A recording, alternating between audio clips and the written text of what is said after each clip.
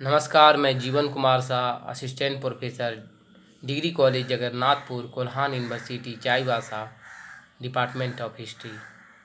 आज मैं मुगल साम्राज्य के पतन के बारे में बताने जा रहा हूँ। तो इनसे संबंधित आपको परीक्षा में जो प्रश्न पूछे जा सकते हैं वो प्रश्न होंगे कि मुगल साम्राज्य के पतन के प्रति औरंगजेब किस प्रकार उत्तरदायी था, वर्णन करे, या मुगल साम्राज्य के पतन के क्या क्या से कारण थे, वर्णन करे, या मुगल साम्राज्य का पतन कैसे हुआ, लिखिए, या मुगल साम्राज्य के पतन पर एक संक्षिप्त टिप्पणी लिखिए। इस प्रकार के प्रश्न आपको परीक्षा हॉल में मुगल साम्राज्य के पतन संबंधी पूछे जा सकते हैं। तो मुगल साम्राज्य के पतन के बारे में आज हम जो चर्चा करेंगे वह बहुत ही महत्वपूर्ण है और ये आपको समझ में आएगा कि एक महान सबसे बड़ा साम्राज्य जो करीब 1526 से लेके 1757 तक रहा। हालांकि औरंगजेब की मृत्यु के बाद यह जितने भी शासक हुए लगभग अयोग्य ही साबित हुए, लेकिन 1707 तक इनका चरमोत्कर्ष पर पहुंच चुका था। औरंगजेब के समय में बहुत ज़्यादा सूबे की संख्या भी थी और साम्राज्य का विस्तार भी बहुत था। तो इस प्रकार मुगल साम्राज्य का जो पतन हुआ, इसके पीछे बहुत से कारण थे। इन कारणों में हम यह समझ सकते हैं कि मुगल साम्राज्य का पतन के पीछे पहले हम एक राजनीति कारण के रूप में हम देखें तो मुगलों में रीति रिवाज यह नहीं था कि मुगल वंश का जो बादशाह बनेगा वह अपने पिता का बड़ा संतान ही बनेगा।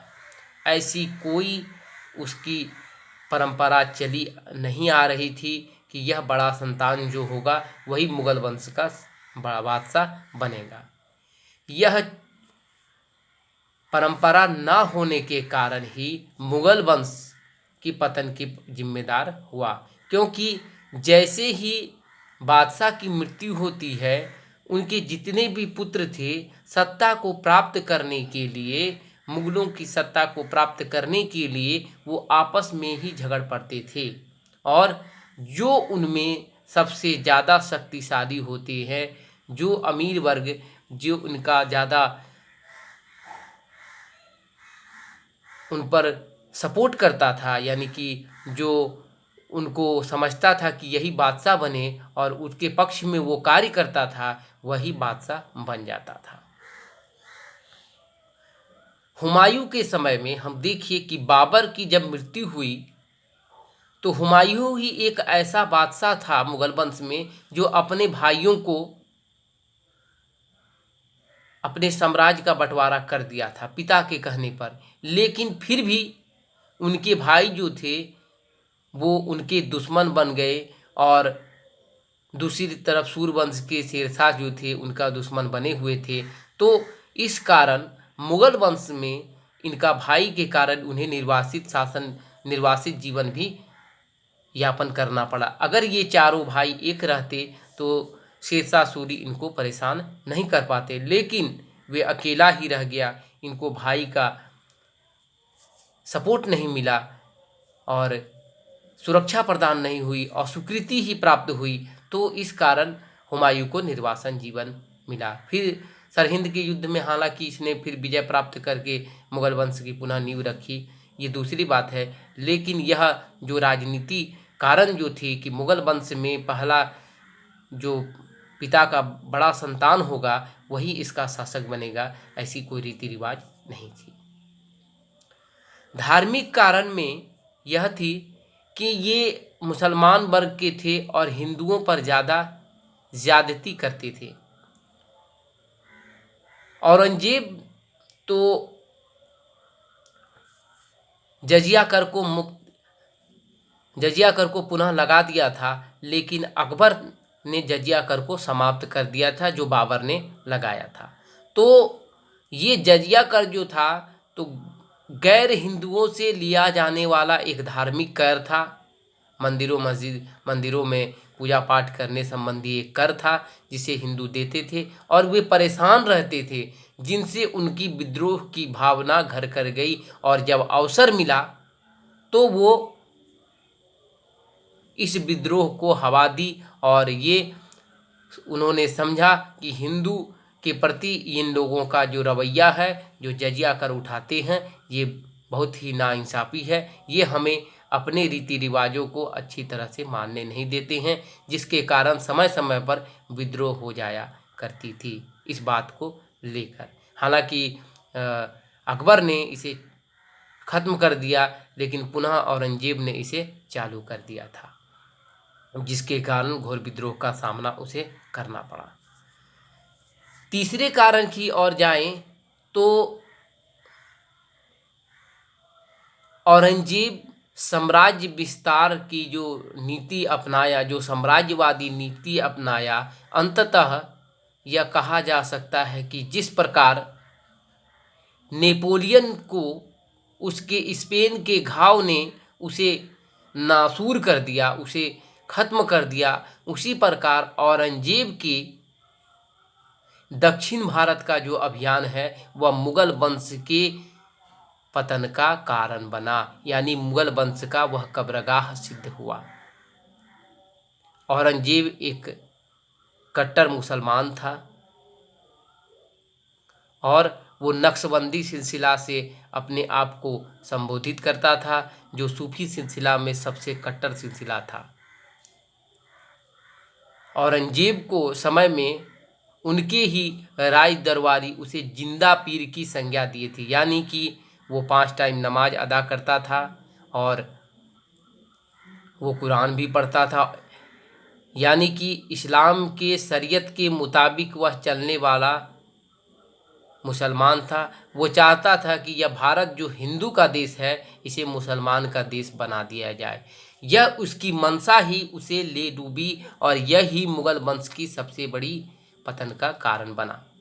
दक्षिण भारत में गोलकुंडा, बीदर, बराड, ये सब में वो अपने आप को युद्ध में ज़्यादातर उलझाए रखा और प्रशासनिक कार्यों में उनका हस्तक्षेप नहीं रहा, जिसके कारण समय समय पर उत्तर भारत में विद्रोह हुए और उनको संभालने में वो असफल हुए, जिसके कारण मुगल वंश की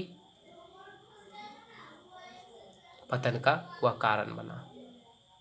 औरंगजेब अगर चाहता तो इतना होने के बावजूद भी वह मुगल वंश की जड़ों को खोखला नहीं होने देता, अगर वह सहिष्णुता उसके हृदय में रहती।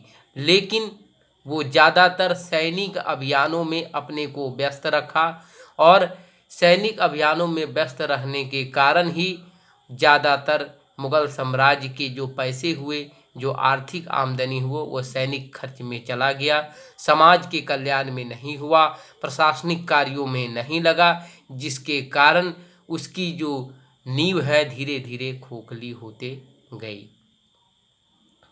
चौथे कारण की ओर अगर देखें तो दरबार में जैसे ही औरंगजेब की मृत्यु हुई तो दरबार में गुटबाजी होना आरंभ हो गया। ईरानी, तुरानी, अफगानी और भारतीय गुट, ये 4 गुट में बट गए और ये अपने आप को बादशाह के सबसे प्रतिष्ठित व्यक्ति समझने लगे और बादशाह इनके ही कहने पर अपने प्रशासनिक कार्यों को करने लगे। कमज़ोर बादशाह कुछ चाटुकारों के बलबूते पर अपने सत्ता में बैठे, गद्दी पर बैठे, जिसके कारण वे लोग अपने आप को राजा से ही बड़ा समझने लगे और वो समझने लगे कि मेरे ही कहने पर राजा सभी कार्यों को करते हैं। जैसे एक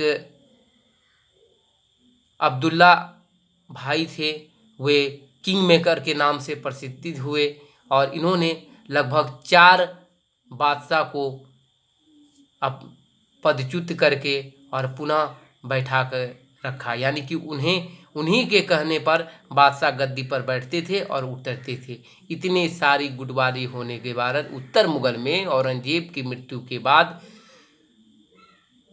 ये सब कार्य होना आरंभ हुआ और अंततः यह जो कार्य हुआ 1857 में बहादुर शाह जफर द्वितीय को 1857 के विद्रोह पर आरोप लगाकर उसे बर्मा भेज दिया गया और उनकी 62 में मृत्यु हो गई, जिस कारण मुगल वंश का अंतिम बादशाह भी मृत्यु को प्राप्त हुआ। और यह मुगल वंश जो था जिसने जहारुद्दीन मोहम्मद बाबर ने नींव रखी थी वह पूर्णतः खत्म हो गई। जैसे ही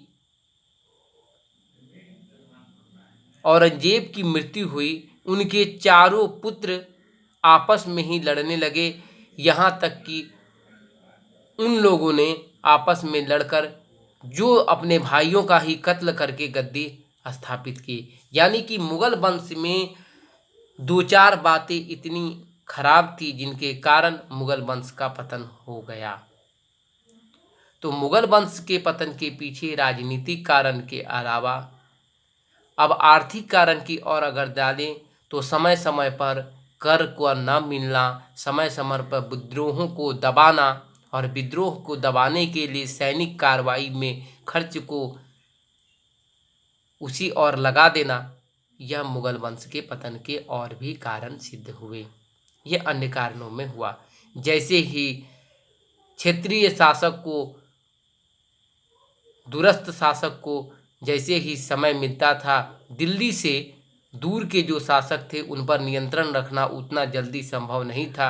जैसे ही उसे कमजोरी का पता चलता था वह तुरंत ही विद्रोह करके अपने आप को स्वतंत्र कर लेते थे। औरंगजेब की मृत्यु के बाद ही बहुत सारे जैसे मालवा हुआ, हैदराबाद हुआ, बंगाल हुआ, ये सारे प्रांत अपने आप को स्वतंत्र घोषित कर लिए। तो इन सब की स्वतंत्रता मुगल वंश के कमजोरियों का एक कारण हुआ और धीरे धीरे मुगल वंश आलम से पालम तक, यानी कि दिल्ली से बगल में एक गांव था वहीं तक शासन सिमट कर रह गई। तो इस प्रकार हम कह सकते हैं कि मुगल वंश का पतन के पीछे ये सब कारण हैं। तो आज के लिए इतना ही, धन्यवाद।